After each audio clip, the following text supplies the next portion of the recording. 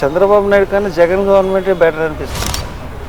అంటే కక్ష తీర్చుకునే తీరులో జగన్ ఇటువంటి సోషల్ వాళ్ళని వేయలేదు, కానీ ఇలాంటి ఒక్క రాజ్యాంగం లేకపోతే రాజారెడ్డి రాజ్యాంగం తొక్కల మాటలు నేను ఎప్పుడు చెప్పను. ఎందుకు గురించి అంటారు తెలుగుకి రాజ్యాంగం ఏంటి, రాజారెడ్డి రాజ్యాంగం ఏంటి, సుళ్ళు ఇవన్నీ. కానీ న్యాయపరం అంటే నాకు సిబిఐ కావాలన్నాడు ఆయన. ఓకే, నేను సిబిఐ అడగట్లేదు. సిట్టింగ్ జడ్జితో నాకు సిబిఐ మీద నమ్మకం లేదు. సిట్టింగ్ జడ్జితో ఇన్వెస్టిగేషన్ చేసి రీపోస్ట్ మార్టం చేయాలని నేను రిట్ వేస్తాను. అన్నీ 100% అన్నీ అయిపోతాయి. అందుకనే నేనేం పెద్దగా మాట్లాడలేదు. అన్నీ కోర్టులో చేసి పనులు కోర్టులు చేస్తే ఆగిపోతాయి. అస్సలు వీళ్ళు ఎవ్వరు ఏం చేయలేరు. చూద్దరు కానీ తెరపై చూద్దరు కానీ. ఓకే, 24న ఒక ప్రెస్ మీట్ ఉంటుంది. 24. ప్రస్తుతం మనతో పాటు మాజీ ఎంపీ జీవి హర్ష్ కుమార్ ఉన్నారు. ఆయనతో మాట్లాడి కొన్ని విషయాలు తెలుసుకునే ప్రయత్నం చేద్దాం. సార్ నమస్తే. సార్ ఏంటి సార్, మొన్న క్యాండిల్ ర్యాలీ కార్యక్రమం చేపట్టారు. ఆ రోజుని మీరు అక్కడికి వెళ్ళారు. ఇంతలోనే పోలీసులు వచ్చి సడన్గా మిమ్మల్ని వాహనంలో ఎక్కించుకుని చాలా అక్కడ గలాట జరిగిన పరిస్థితి ఉంది. ఏం జరిగింది సార్ అలా? అంటే గుడ్ ఫ్రైడే శుక్రవారం 19వ తారీఖు అండి. 20th Easter Sunday. 19వ తారీఖున ఎలాగ ఈస్టర్ నెక్స్ట్ డే కదా, 4 గంటల నుంచి 6:30 గంటల వరకు ప్రవీణ్ కుమార్ పగడాల ఎక్కడ చనిపోయారో అక్కడ మనం కొవ్వొత్తులు వెలిగిద్దాం అనేసి నేను 1 వీక్ బ్యాక్ అనౌన్స్ చేశానండి. సోషల్ మీడియా ద్వారానే అందరూ తెలుసుకున్నారు. సో అంతా కంప్లీట్ సోషల్ మీడియా ద్వారానే ప్రచారం జరిగింది. నేను ఎవరిని పర్సనల్గా అయితే ఎవరిని పిలవలేదు. ఎవరికాళ్ళు తెలుసుకున్నారు. రెస్పాన్స్ మటుకు నాకు అర్థమైంది, గట్టిగానే వస్తున్నారు అన్న రెస్పాన్స్ అర్థమైంది. వచ్చిన వాళ్ళకి ఎటువంటి ఇబ్బందికి కలగకూడదు అని చెప్పేసి ఒకసారి 19వ తారీఖు మార్నింగ్ నేను అక్కడ ప్రవీణ్ పగడాల మోటార్ సైకిల్తో జారిపోయాడు కదా, అది కొంచెం స్లాంట్గా ఉంటుంది. అక్కడ కొంచెం చెక్కలు అయ్యేసి ఎవరు పడిపోకుండా చూడాలనే ఉద్దేశంతో అక్కడ పంపించాను. ఒక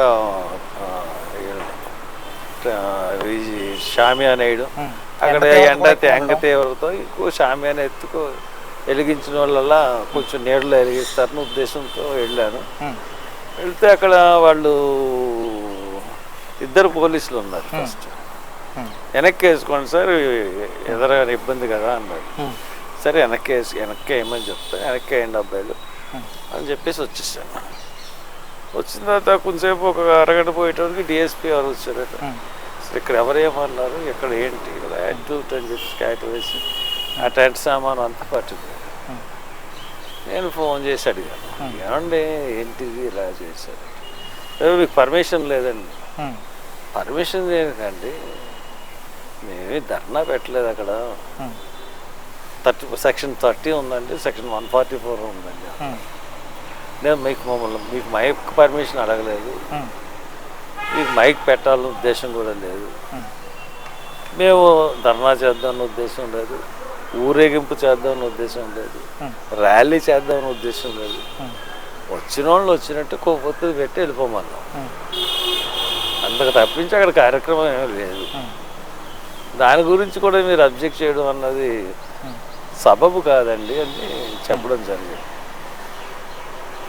చెప్తే ఆయన అసలు అక్కడ రావడానికే వీలు లేదు. ఏంటది, మీరెవరు రావడానికి వీలు లేదనడానికి? అది రోడ్డు మీదేం కాదు, అది హైవేస్ది, స్టేట్ హైవేస్ది. హైవేలో పక్కన మేము మాకు అన్ని హక్కులు ఉంటాయి. సరే పోనీ అన్ని హక్కులు ఉన్నా కానీ మేము పెట్టుకుంటాం, మాకు పర్మిషన్ ఇవ్వండి అని చెప్పి ఒక పర్మిషన్ లెటర్ కూడా ఇమీడియట్గా పంపించారు. అయినా కానీ వాళ్ళు ఏమీ రెస్పాండ్ అవ్వలేదు. ఎట్టి పరిస్థితుల్లో జరగనివ్వండి, ఒక్కళ్ళు కూడా ఇక్కడ రానివ్వండి, ఇక్కడికి ప్రవీణ్ పగడాల చనిపోయిన దగ్గరికి ఒక్కళ్ళు కూడా రానివ్వండి, ఎవరిని ఇచ్చేయమని ఛాలెంజ్ చేశారు. ఛాలెంజ్ చేయకండి, 100% చెప్తున్నాను నేను, వచ్చి తీరుతాం. రాలేరంటే వచ్చి తీరుతాం, 100% వస్తా చూసుకున్నాను. అక్కడే వచ్చి అక్కడ ఒత్తిడి ఇస్తామని కూడా చెప్పారు. ఎందుకంటే పంతం వచ్చినప్పుడు మరి అంతే, మనం చెప్తున్నది తప్పు కాదు. పైగా ఈస్టర్ సందర్భంగా కూడా క్యాండిల్స్ వెలిగిస్తుంటారు అని చెప్పేటోడికి ఆయన పెద్ద ప్రిస్టేజ్ ఫీల్ అయిపోయాడు. ఎస్పీకి చెప్పినట్టుగా ఉన్నాడు. సరే, ఈ లోపల నేను మళ్ళీ సాయంత్రం మధ్యాహ్నం నుంచి అక్కడే ఉన్నాను, భోజనం కూడా చేయలే. సాయంత్రం ఎంతమంది వస్తారు, ఎలాగా అలా చేయాలి మంచి మాట్లాడుకుని సరదాగా 3:30కి 4ంటికి కదా అక్కడ అని చెప్పి 3:20కి ఇప్పుడు అక్కడికి వెళ్ళా. అంటే స్పాట్ దగ్గరికి వెళ్ళా, లాస్ట్గా ఒకసారి అడుగుదాం, పర్మిషన్ ఇవ్వండి అని చెప్పి లాస్ట్గా వెళ్ళి అడుగుదాం. అక్కడ వాళ్ళు ఇవ్వకపోతే ఇంకా మన ప్రకృతి వేదిక దగ్గర పెట్టుకుందాం అని చెప్పి నేను వెళ్ళాను. అది నేను వెళ్తున్నట్టుగా నేను ఎవరికి చెప్పలేదు. నేను వేసుకొని వెళ్ళిపోయాం. వెళ్ళేటోడికి సడన్గా అప్పటికే పొద్దున్నుంచి పోలీసులు 500-600 మంది పైన ఉన్నారు, 800 మంది దాకా ఉన్నారు. సడన్గా వచ్చారు, చుట్టుముట్టేశారు. నేను అన్నాను, కారు దిగలేదండి, నేను వెళ్ళాను 4ంటికి ఇక్కడ పర్మిషన్ ఇస్తారేమో లాస్ట్కి అడుగుతుంది ఇచ్చాను. ఈ లోపల ఎవరెవరికో ఫోన్లు చేసుకున్నారు. ఫోన్లు చేసుకుని మీరు కారు దిగండి దిగాను. మిమ్మల్ని ప్రివెంటివ్ అరెస్ట్ కాగితం ఇవ్వండి, అరెస్ట్ అంటే కాగితం ముందు మీరు దిగండి, కాగితం ముందు మీరు దిగుతారా దిగరా, కాగితం ఇవ్వండి దిగుతాను, అనాథరైజ్డ్గా మీరు అడగడానికి యూ హ్యావ్ నో రైట్ అని చెప్పేసి అన్నా. మీరు అరెస్ట్ చేస్తారా, అరెస్ట్ కాగితం చూపించేయండి, ఇమ్మీడియట్గా మీకు సరెండర్ రేపు వచ్చేస్తాను. మీరు అందరి మీద కేకలు వేసినట్టు కేకలు వేస్తే అవదండి పని, చాలా సౌమ్యంగా చెప్పారు.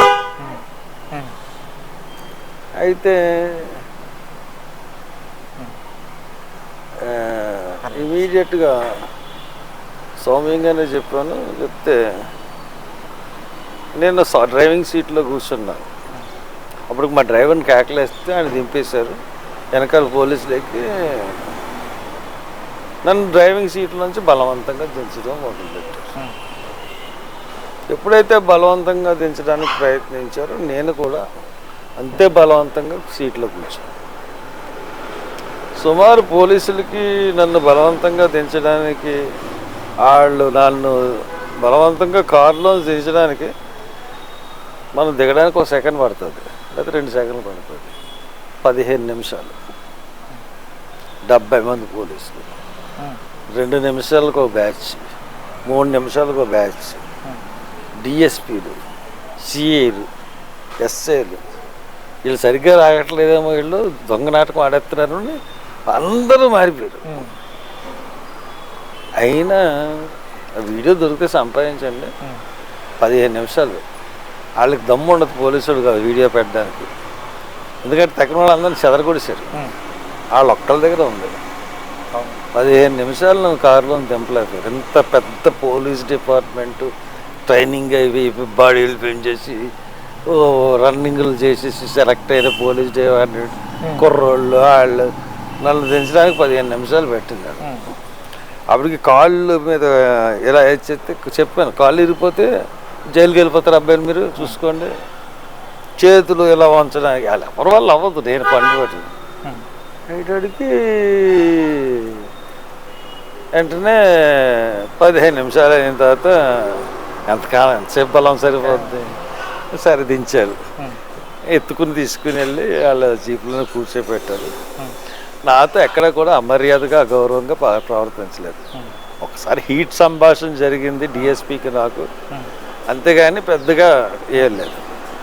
దాని తర్వాత వాళ్ళు నేను అక్కడి నుంచి నన్ను తీసుకుని వెళ్ళిపోయి రాజానగరం సైడ్ తీసుకెళ్ళిన తర్వాత రాజానగరం దాకా వెళ్ళిన తర్వాత వెనక్కి రమ్మన్నారు. మళ్ళీ వెనక్కి వచ్చేసి ఇంటికి వెళ్ళిపోతున్నాం అండి, ఇంటి దగ్గర దింపేస్తామన్నాను. అంత సీన్ ఉండదులేండి, నాకు తెలుసు. అంత సాఫ్ట్ పోలీస్ అని కాదు నాకు తెలుసు. మీరంతా నాకు గురించి తెలియదేంటి మీ గురించి నాకు అనేసి అన్నాను. లేదండి దించేయమన్నారండి అని అన్నాను. సరే రాజానగర్ నుంచి తిన్నగా వ్యామగిరి తీసుకెళ్ళిపోయారు. వ్యామగిరి వెళ్ళిపోయిన తర్వాత బండి ఎలా వెళ్ళింది స్లోగా. నా ముందు 2 జీపులు, వెనకాల ఒక 2 జీపులు.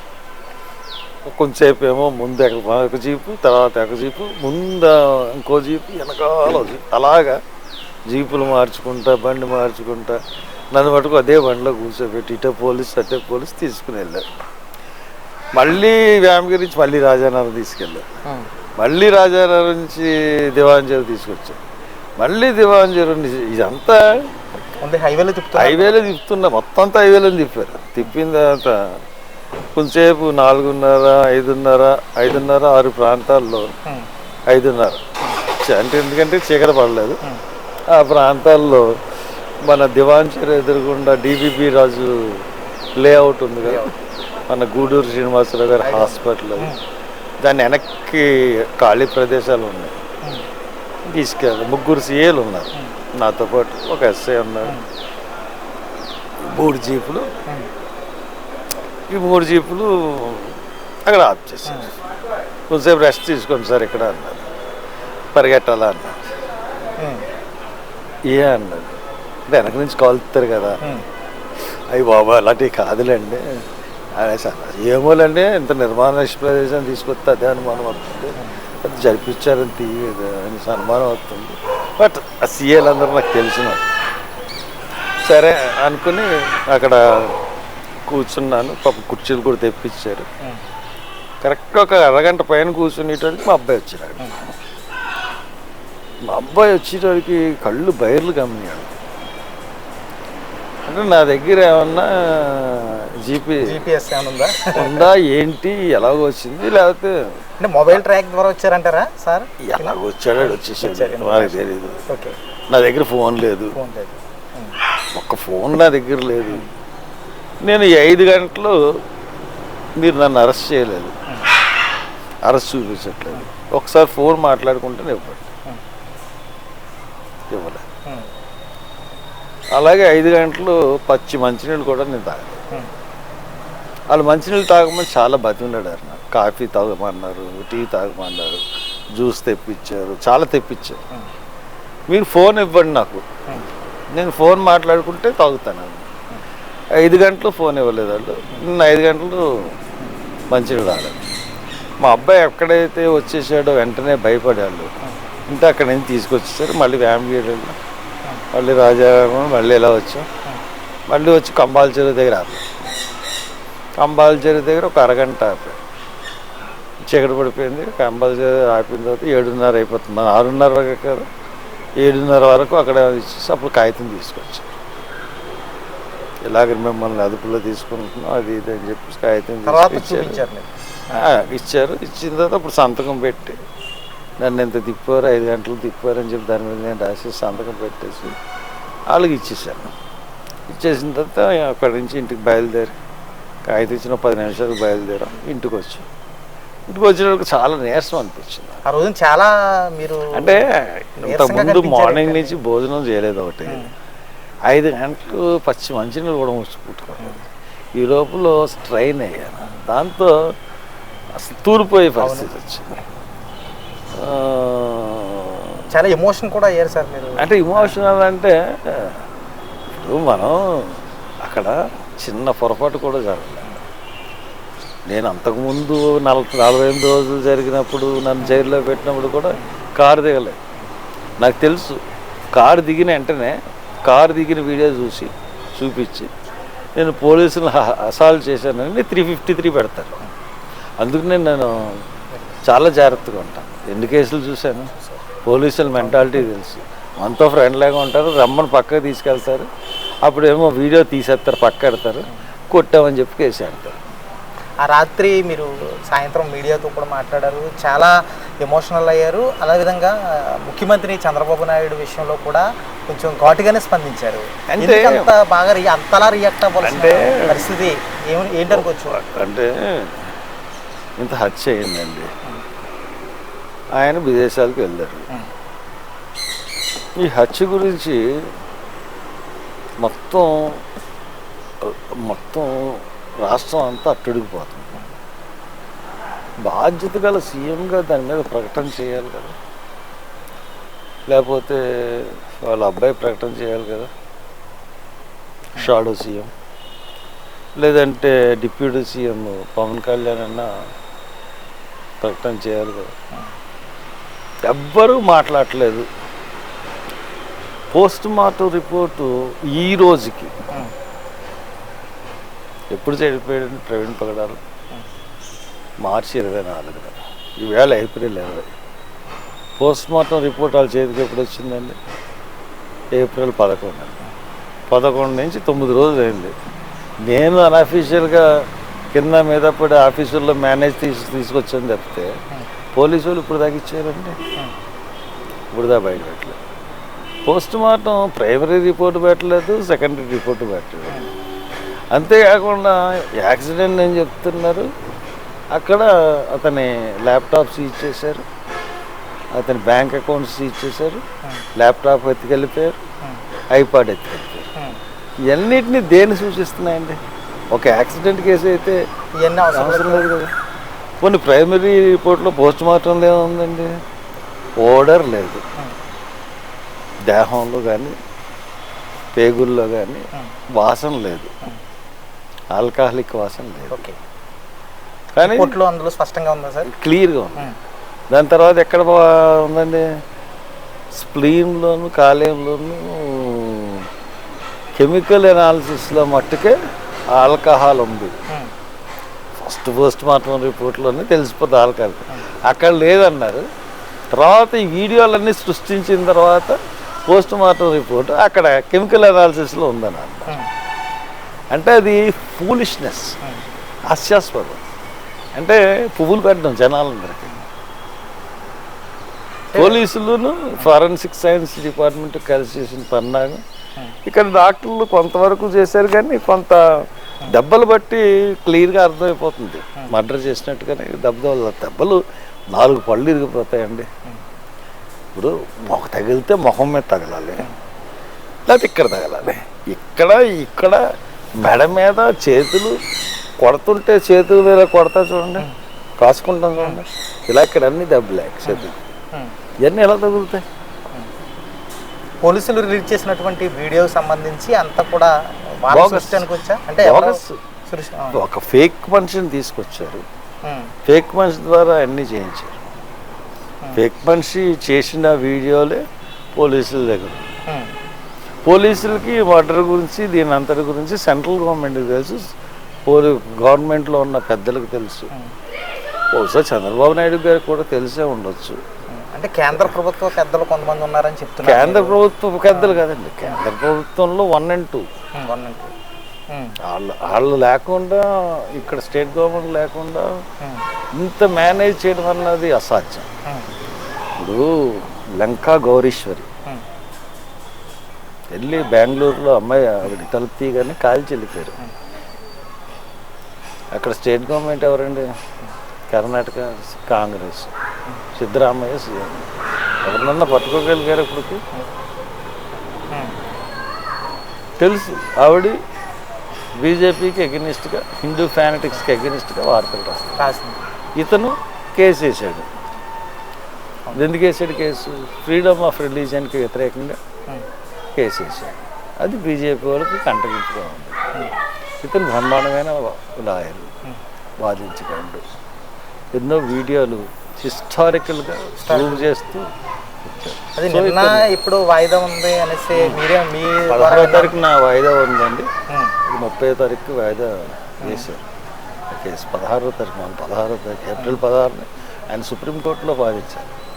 అది లేకుండానే చేసి ఈయన వ్యతిరేకంగా వేసారు, పిల్లు వేశారు కాబట్టి దానికి సంబంధించి అంత ప్రాధాన్యత ఏంటి సార్ దాని గురించి? వాళ్ళు అంటే దాంట్లో 7-8 స్టేట్లలో ఫ్రీడమ్ ఆఫ్ రిలీజియన్ అన్నది రద్దు చేశారు. ఇప్పుడు రాజ్యాంగంలో ఏ మనిషికన్నా మతాన్ని మార్చుకునే హక్కు అనేది ఉంది. ఈ బీజేపీ పాలిత రాష్ట్రాల్లో 7 రాష్ట్రాల్లో ఆ హక్కుని రద్దుపరిచారు. అదే అది ప్రాథమిక హక్కు. ఎందుకు మీరు మార్చాల్సి వచ్చింది? ఫ్రీడమ్ ఆఫ్ రిలీజియన్, ఎవరన్నా ఏ మతాన్నన్నా తీసుకునే హక్కు భారతదేశంలో ప్రతి ఒక్కరికి ఉండాలి, ప్రతి రాష్ట్రంలో ఉండాలి అని చెప్పి వాళ్ళ వాదన ఏంటి? అసలు ఇదంతా దేశం అంతటా అమలుపరిచి మత మార్పిడిని నిషేధించి దీన్ని హిందూ దేశంగా చేయాలన్నది బీజేపీ వాళ్ళ కుట్ర. ఇదే హిందూ ఫ్యానటిక్స్, ఆర్ఎస్ఎస్, బీజేపీ వాళ్ళ కుట్ర. దానికి ఎందుకు ఒప్పుకుంటాయి తక్కిన పార్టీలు? ఒప్పుకో కదా. అంటే దాని ద్వారా వాళ్ళు పార్టీ శాశ్వతంగా పరిపాలించాలి భారతదేశాన్ని కుట్ర. దానికి మాలాంటి వాళ్ళు ఎందుకు ఒప్పుకుంటాం? అది కూడా ఒప్పుకోలేదు. So that this is murder happen. అందుకనే హై లెవెల్ మర్డర్ అని నేను చెప్తాను. మాస్టర్ ప్రవీణ్ పగడాల కేసు విషయంలో ముందు నుంచి కూడా మీరు వెన్నంటే ఉన్నారు, క్రైస్తవులకు అండగా ఉన్న పరిస్థితి అయితే మీరు కానీ మీ కుమారులు కానీ ఉన్న పరిస్థితి. అయితే హర్ష్ కుమార్ ఇది కేవలం ఆయన రాజకీయ మైలేజ్ కోసం వినియోగించుకుంటున్నారు అన్న కొందరి విమర్శలకి ఏం సమాధానం చెప్తారు? నేను ఎంపీ ఎన్నిసార్లు అయ్యానండి? 3 సార్లు. 2 సార్లు. 2 సార్లు అండి. ఓకే. ఎప్పుడు అయ్యారండి? ఎప్పుడేం తెలుసు? కాన్స్టిట్యూన్సీలో 2 సార్లు అయ్యారు. ఎప్పుడేం తెలుసు? At the age of 43 years. 10 సంవత్సరాలు చేశాను. ఇప్పుడు దీనివల్ల నాకు వచ్చే మైలేజ్ ఏంటండి? ఇప్పుడు హర్ష కుమార్ దీని ఒక్కదాని మీద పోరాడా, లేకపోతే వీధి సుబ్రహ్మణ్యం తెలుగుదేశం గవర్నమెంట్, జగన్ గవర్నమెంట్లో, వైసీపీ గవర్నమెంట్లో ఎమ్మెల్సీ డోర్ డెలివరీ చేస్తే హాస్పిటల్ దగ్గర ఉండి పోరాడింది ఎవరండి? మీరందరూ విలేకరులు, మీకు తెలుసు కదా. చూసామండి. అదేవిధంగా జగన్ గవర్నమెంట్లో ఒక బ్రాహ్మణ కుటుంబాన్ని కోర్టు జడ్జి ప్రభుత్వం కుట్ర చేసి బయటేస్తే వాళ్ళ తరఫున ఎవరు పోరాడారండి? ఎన్ని రోజులు ఉన్నానండి? 48 రోజులు. పోనీ గరగపర్రు తెలుగుదేశంలో జరిగింది, ఎక్కడ అరెస్ట్ చేశారండి? నన్ను గరగపర్రులో సంఘీభావంగా పడుకున్నప్పుడు నేను అరెస్ట్ చేశారు. ఇప్పుడు మాస్క్ అడగలేదని చెప్పేసి డాక్టర్ సుధాకర్ గురించి ఎవరు పోరాటం చేశారు? నేనే కదండి. నేను కాకుండా అప్పుడు కరోనా టైంలో కూడా నేను వైజాగ్ వెళ్ళి పోరాటం చేశాను కదా. ఇంకా నేను చేయను. ఇప్పుడు రాష్ట్రంలో ఎక్కడ ఏ ఇన్సిడెంట్ జరిగినా హర్ష కుమార్ ఈ దాంట్లో లేడు అనడానికి ఒక్క ఇన్సిడెంట్ అన్న ఉందా? ఈ జరిగిన హత్యాకాండాల్లో ఏదైనా సరే, అబ్దుల్ సతార్ అక్కడ మన నంద్యాలలో కుటుంబంతో సహా చనిపోయినా కానీ ఎవడు ప్రశ్నించాడు? కడపలో మంగమ్మన్న ఆవిడ చనిపోతే ఎవరు ప్రశ్నించారు? తెలుగుదేశంలో పుష్కరాలకి క్రిస్టియన్స్కి బరియల్ గ్రౌండ్ కావాలని ప్రశ్నించి జైల్లో ఎంతకాలం ఉన్నారండి? జగన్ గవర్నమెంట్లో ఎంతకాలం ఉందండి? ఈ 10 సంవత్సరాలు వాళ్ళ గవర్నమెంట్లోనే వీళ్ళ గవర్నమెంట్లో కానీ ఎన్ని కేసుల మీద ఫైట్ చేశాను. పోనీ కాంగ్రెస్లో ఎంపీగా ఉన్నప్పుడు రాజశేఖర రెడ్డి గారు వర్గీకరణ వ్యతిరేకం గురించి డైరెక్ట్గా నేను ఫైట్ చేశాను కదండి.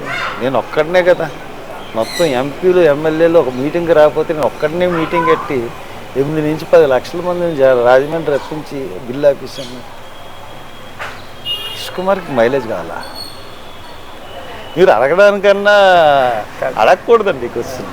ఎవరో బచ్చగాళ్ళు, ఎవరు ట్రోలింగ్ చేసుకుని ఎవరో బచ్చగాళ్ళు మాట్లాడుతుంటే అయింది. జగన్ ప్రభుత్వంలో జరిగిన కొన్ని సంఘటనలపై అనేక పోరాటాలు చేసిన హర్ష్ కుమార్ గారు తాజాగా ఈ సంఘటనను ఉద్దేశిస్తూ నీకన్నా జగన్ ప్రభుత్వమే బెటర్ అన్న మాట అన్నారు. ఇది ఎంతవరకు కరెక్ట్ అనుకోవచ్చు? అంటే ఇక్కడ కంపేర్ చేసుకుంటే జగన్ గవర్నమెంట్ నన్ను 6 సార్లు 7 సార్లు హౌస్ అరెస్ట్ చేసింది. తెలుగుదేశం గవర్నమెంట్ 41 సార్లు అరెస్ట్ చేసింది. 1 ఇయర్లో కాదు, 5 years. లాస్ట్ జగన్ గవర్నమెంట్లో 2014 to 19 తెలుగుదేశం గవర్నమెంట్లో 41 సార్లు అరెస్ట్ చేశారు. మనం గరగబోరు వెళ్తారంటే వెళ్ళనిచ్చారేటండి? అలా వాక్ స్వాతంత్రం ఎక్కడ ఉంది? అలాగే జగన్ గవర్నమెంట్లో 6 సార్లు 4 సార్లు 6 సార్లు చేశారు.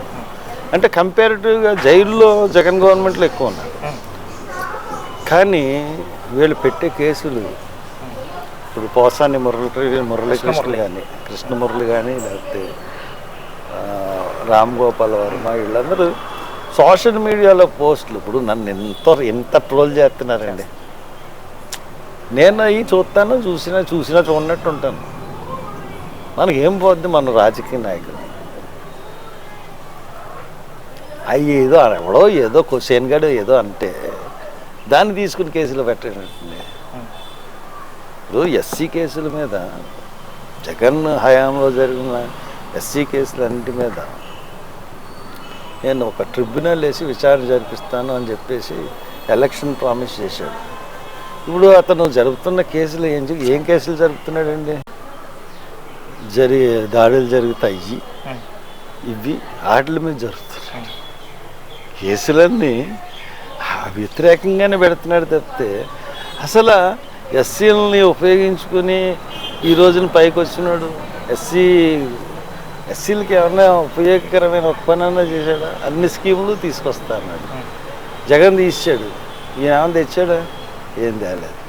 ఈయన అదే పందాలు నడుతుండే కదా. ఇంకా పోలీస్ హెరాస్మెంట్ ఎక్కువ. So that if the comparison between them Chandrababu Naidu కన్నా జగన్ గవర్నమెంటే బెటర్ అనిపిస్తుంది. అంటే కక్ష తీర్చుకునే తీరులో జగన్ ఇటువంటి సోషల్ వాళ్ళని వేయలేదు. కానీ వీళ్ళు చాలా దారుణంగా చాలా కింద స్థాయి ఒక్క రాజ్యాంగం లేకపోతే రాజారెడ్డి రాజ్యాంగం తొక్కల మాటలు నేను ఎప్పుడు చెప్పనండి. ఎందుకు గురించి అంటే తెలుగుకి రాజ్యాంగం ఏంటి, రాజారెడ్డి రాజ్యాంగం ఏంటి, సుళ్ళు ఇవన్నీ. కానీ బట్ వీళ్ళు బదులు తీర్చుకునే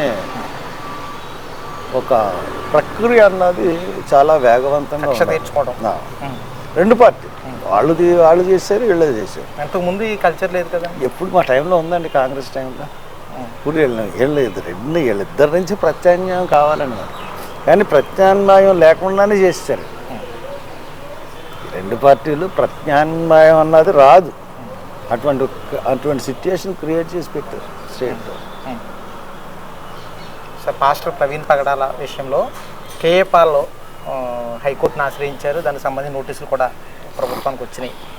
అంటే కొంతమంది వాదన ఏంటంటే ఆయన ఎంతో కొంత చేశాడు, హర్ష్ కుమార్ గారు కూడా ప్రయత్నం చేస్తున్నారు. కానీ ఆయన కేవలం రాజమండ్రికే పరిమితం అయ్యారు. కొంచెం ముందుకెళ్తే ఇంకా అన్యాయం జరిగినేమో, ఇది ఎంతవరకు ఎదరికెళ్ళే అవకాశం అనేసి. నా కేసు ఏంటంటే ఆయన పిల్లలు ఎందుకు వేసాడు?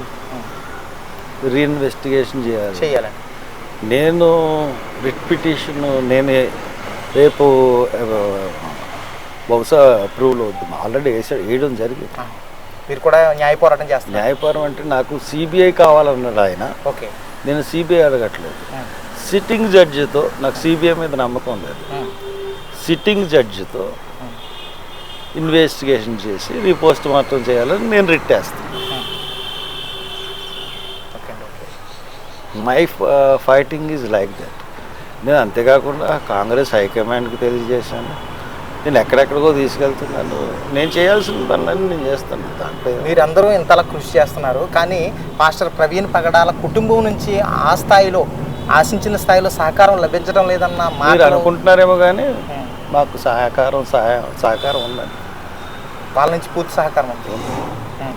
కానీ వాళ్ళు ఎవరు బయటకు వస్తే చంపేస్తారన్న భయంలో ఉన్నారు. భార్య కూడా మాట్లాడకపోవడానికి కారణం ఇదానికి వచ్చండి. ఖచ్చితంగా వాళ్ళ పిల్లలిద్దరిని చంపేస్తారని భయపెట్టారు ఆల్రెడీ. కాబట్టి వాళ్ళు ఎందుకు బయటకు రావాలి? మేము ఉన్నాం కదా. అలాగే మాది వాళ్ళు పోలీస్ ఇన్వెస్టిగేషన్ బాగా జరుగుతుందన్నారు. కానీ మమ్మల్ని ఎవరిని వద్దని చెప్పలేదు కదా. సార్, తాజాగా ఈరోజు వివాదం కొంచెం బయటకు వచ్చింది.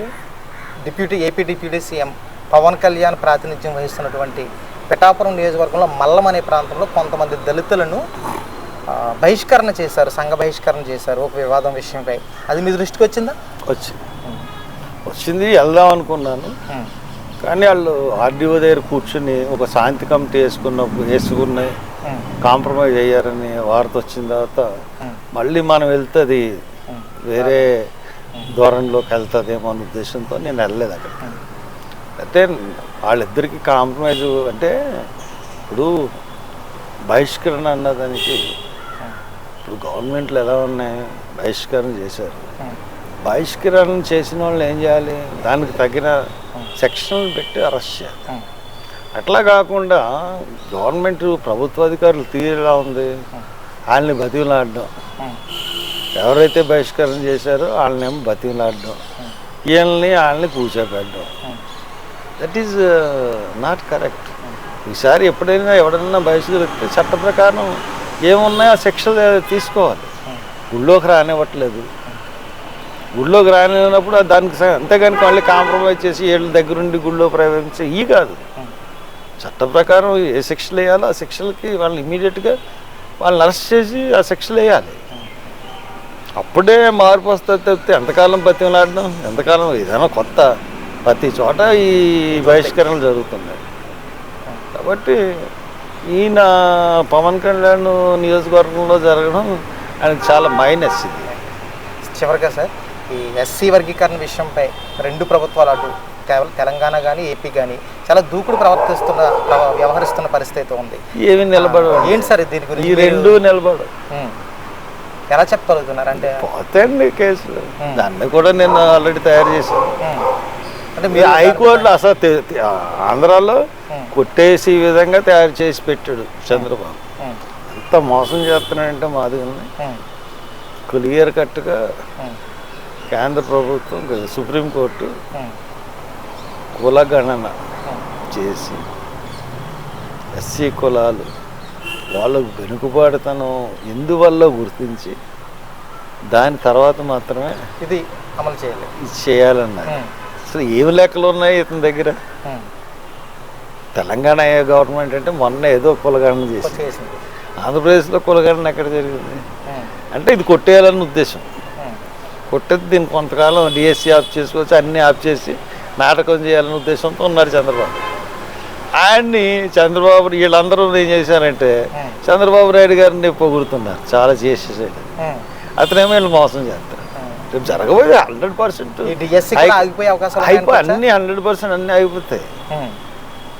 అందుకనే నేనేం పెద్దగా మాట్లాడలేదు. అన్నీ కోర్టులో చేసి పనులు కోర్టులు చేస్తే ఆగిపోతాయి.